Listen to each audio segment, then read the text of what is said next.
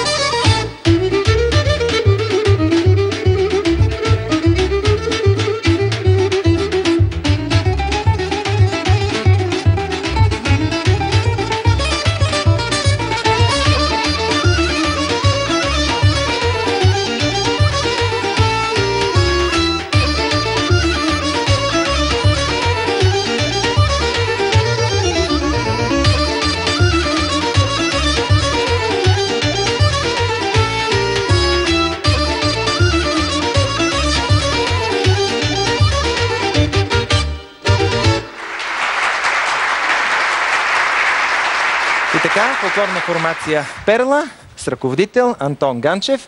Това беше премиерното ви изпълнение в студиото на Идинашенската музика. Ами да представим формацията. Да, фолк формация Перла. На кавала е Виктор Йорданов, гайда Стефан Стоянов, тамбура Николай Коджабашев и на тъпанът е Делян Петров.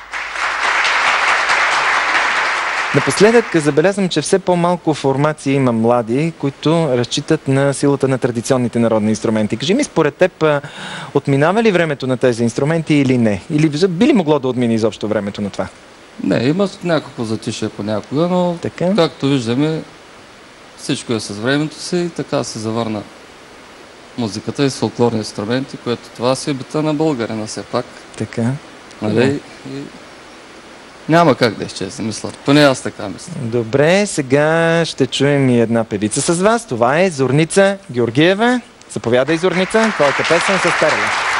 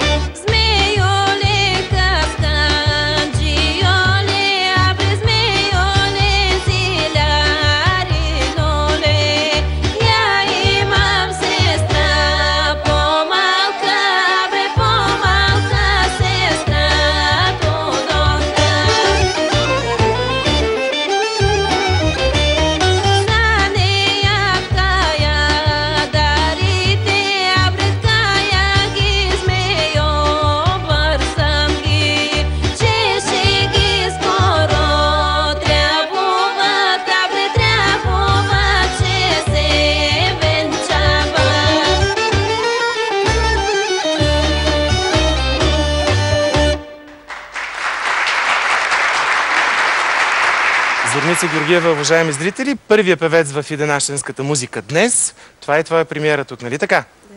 Добре дошла. Искам да ни се представиш откъде си. Значи от Малко Търново съм. От Малко Търново, да, сърцето на Странджа. Малка, да. Завършила съм Бургас, музикално училище село Добричинтов с народно пеене, след това бакалавър и миналата година магистратура в АМТИ Пловдив.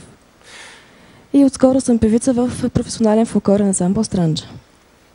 Какво по-хубаво от това да реализираш своята мечта? Сигурен съм, че знаеш кой друг известен народен певец е от Малко Търново, нали така? Почитател ли си на песните на Магда Пушкарова? Да, разбира се. Коя ти е любимата от тях? И тя ли е всъщност певицата, от която си се учил от предишните поколения? Може да са други? Една от любимите ми песни е "Що не ме ожениш, мале" на Магда Пушкарова. Много красива, бавна песен. От тук насетне на къде?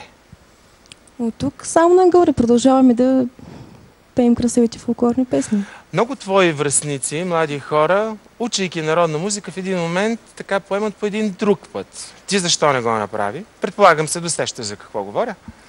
Така е, трудно е в днешно време, но все пак отдавна сме закърмени с тази музика. Благодаря ти, ще те чуем след малко в дует с следващия ни изпълнител, уважаеми зрители, а той е младият странджански певец Костадин Михайлов.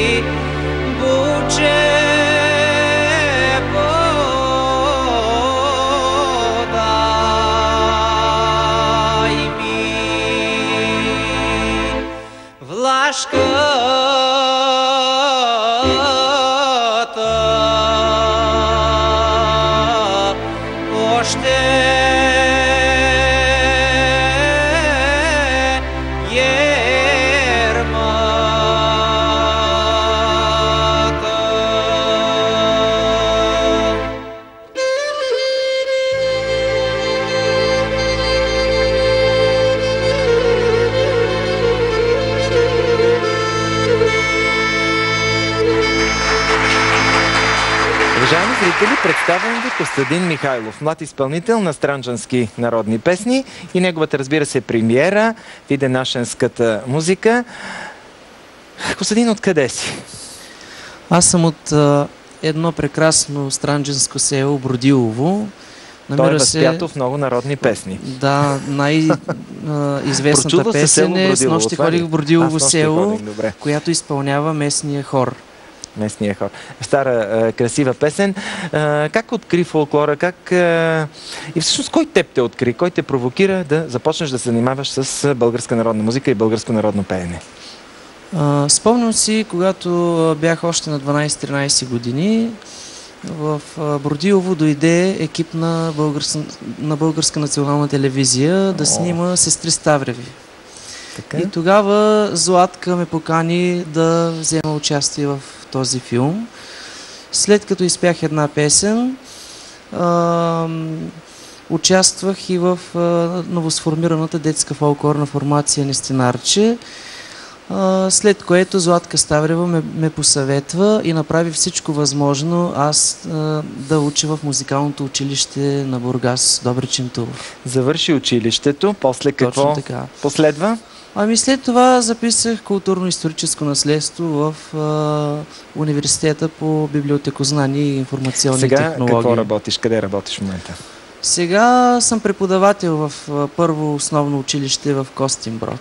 А какво, музика ли преподаваш или друго? Музика, да. И чудесно. История миналата година. Пак ще те върна назад. В Странджа, на времето голямата българска народна певица на Странджа и на България, разбира се, Магда Пушкарова, казваше, че Странджа е един резерват на народни таланти. Наистина може да се каже, там традицията е много жизнена. На какво се дължи това според теб? Там като че ли е по-различно от останалата част на България? Постоянно се явяват млади певци, които търсят оригинални песни. Ето ти си един пример за това. Там смело мога да кажа, че всеки може да запее нашинската, странджанската песен.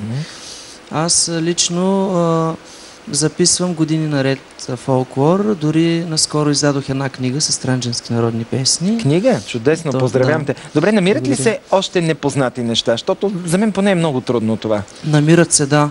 Аз събрах най-старите песни, които съм издирил и ги издадох в диск. А това ли е твоят репертуар? Не пееш познати неща, търсиш нещо, което никой не е правил. Кои са твоите кумири от старото поколение, от по-средното, от които си понаучил нещо? Ти си много различен като пеене, но все пак. Да.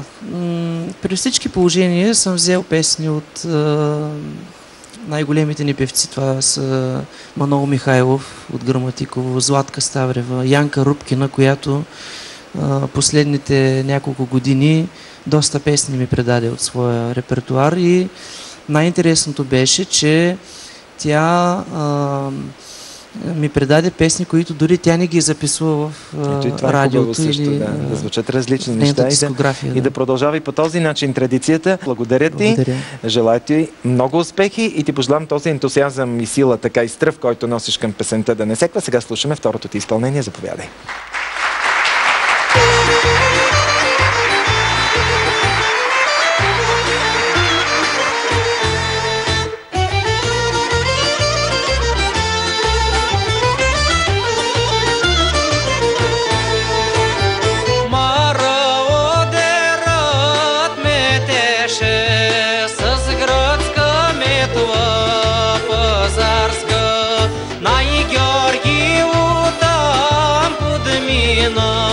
Манда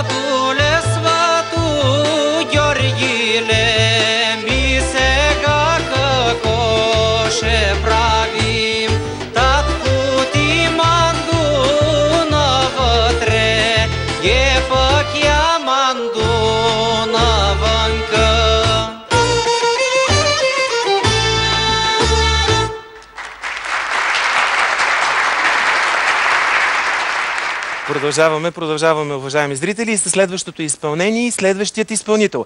А това е младата певица Таня Кръстева, хубава тракийска песен.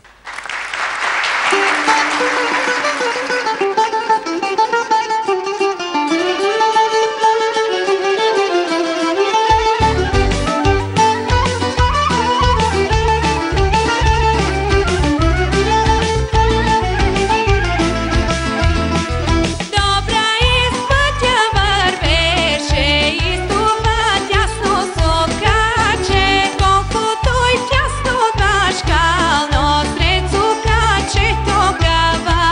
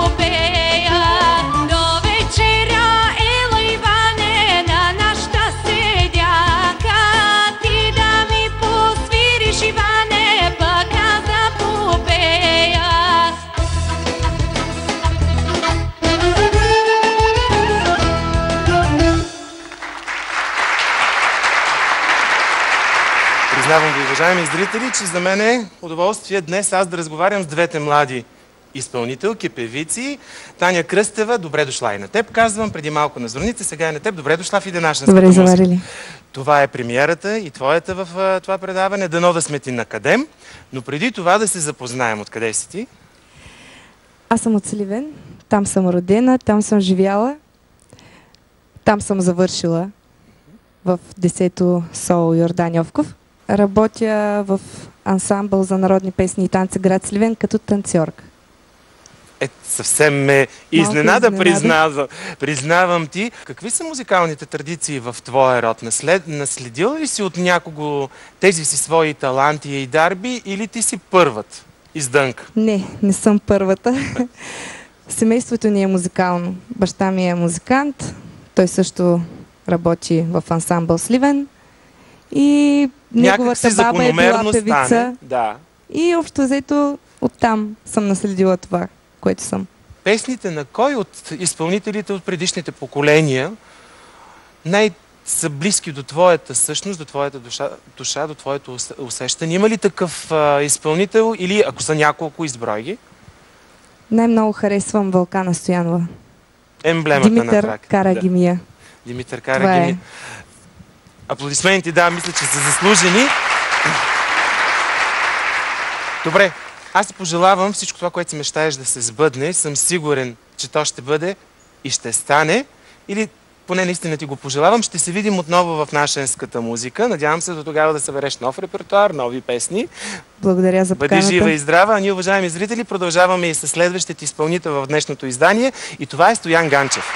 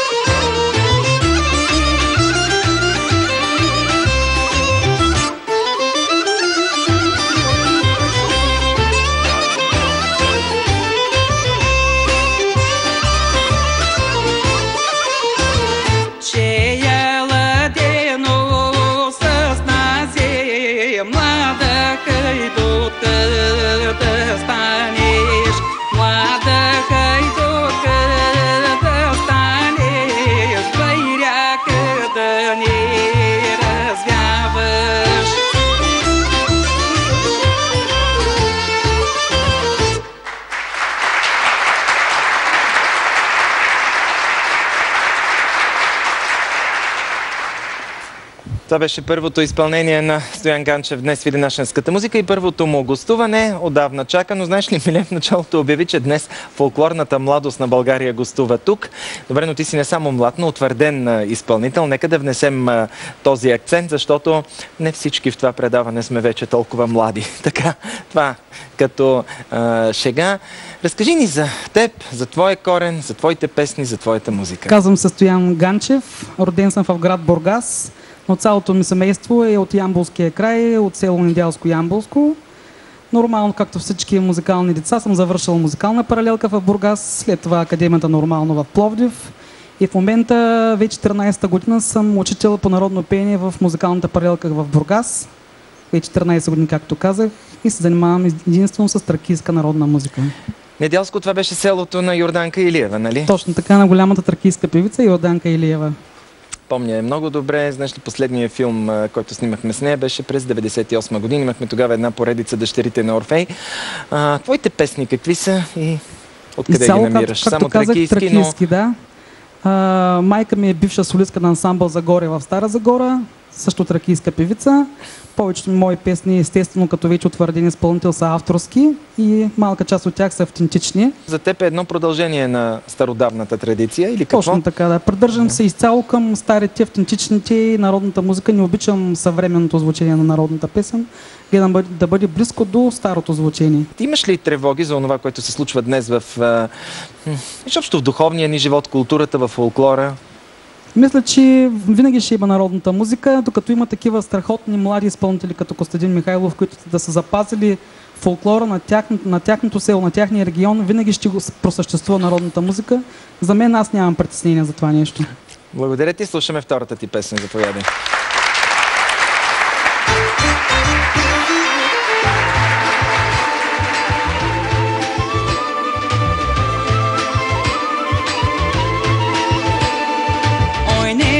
Не до хубава, не до мама, не да дума про дума.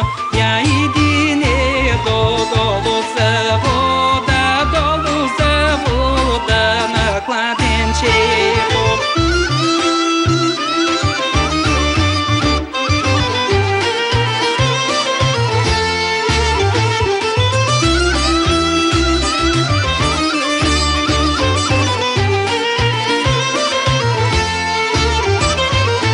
Отишла не да долу за вода на кладенчето, на изворчето. Там си завари хубав Никола, нейното любе.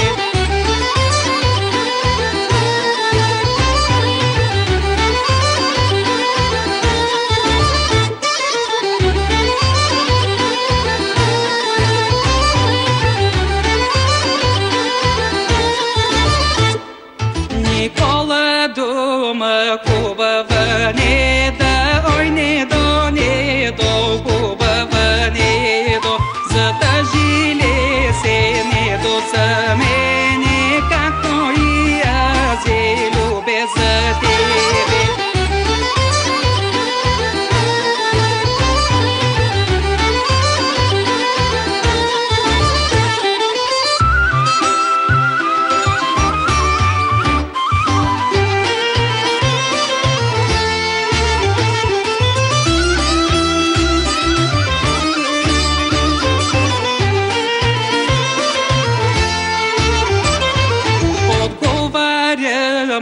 Хубава, не да тази вечер люби, у нас да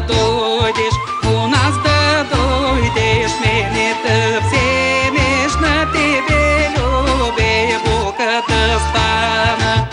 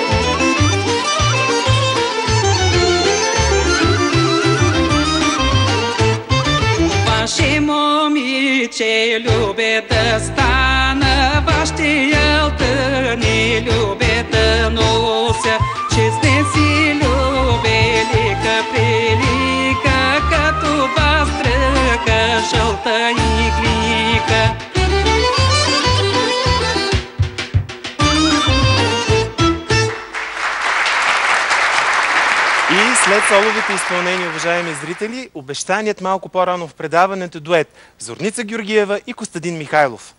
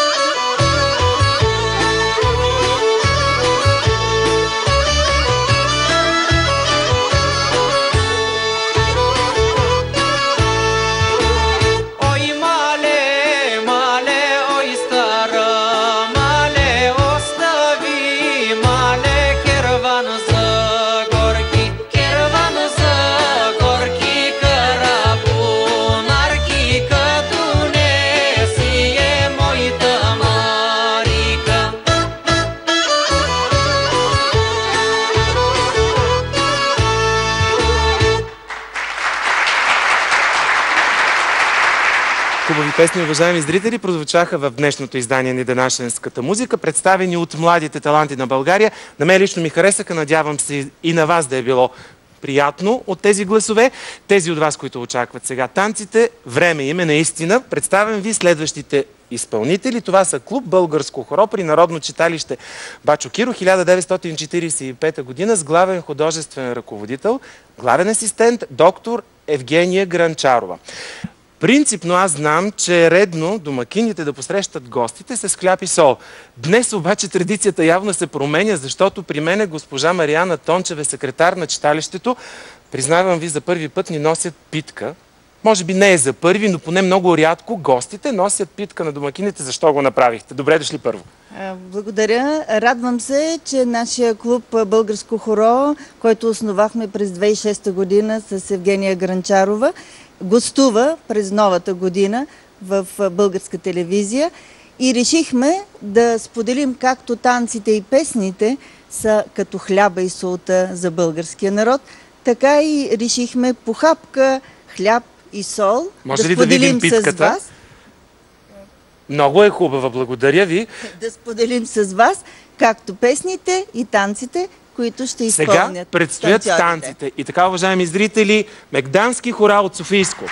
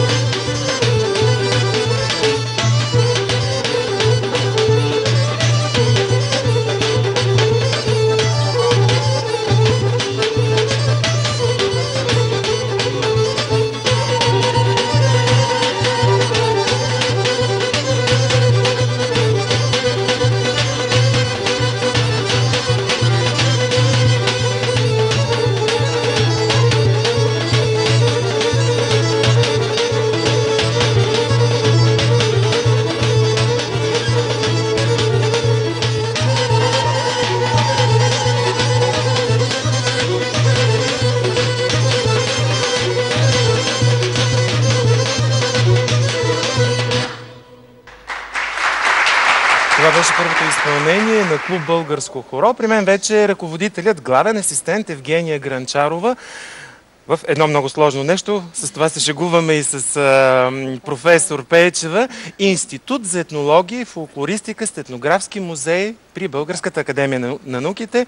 Добре дошли в Иденашенската музика. Добре заварили. За мен е чест и удоволствие да гостуваме в това прекрасно предаване. За нас също. Да започнем от института, да започнем от БАН. Добре.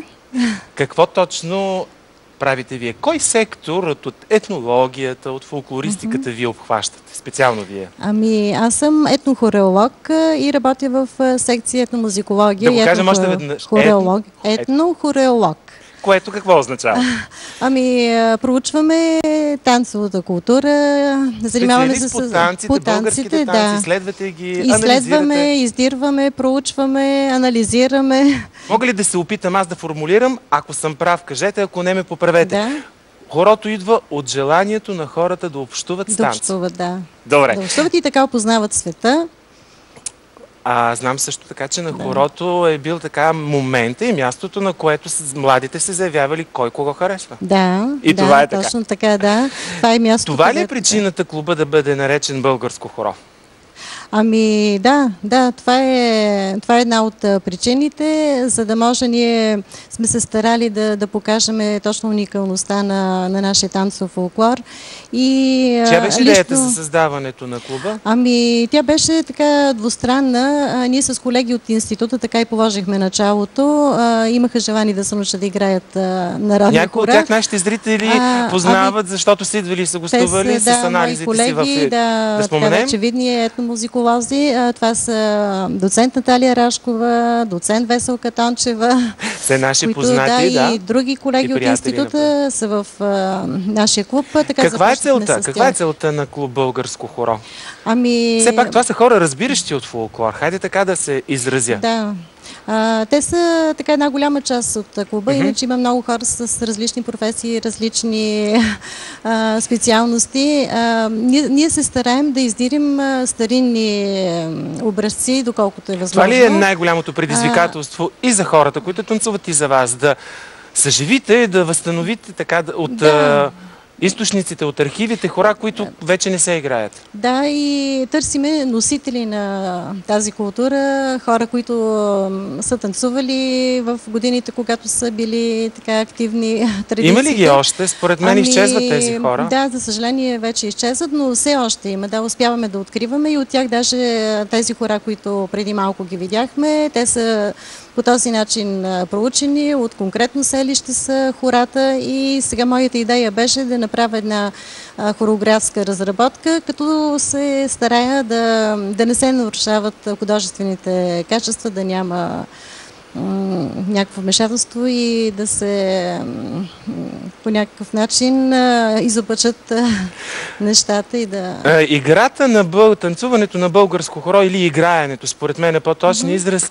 Това ли е съвременният израз на съвременния българин да покаже привързаността си към българския фолклор и това, че той може да е със съвсем различна професия, но да показва, да, аз харесвам български фолклор и искам да танцувам български хора.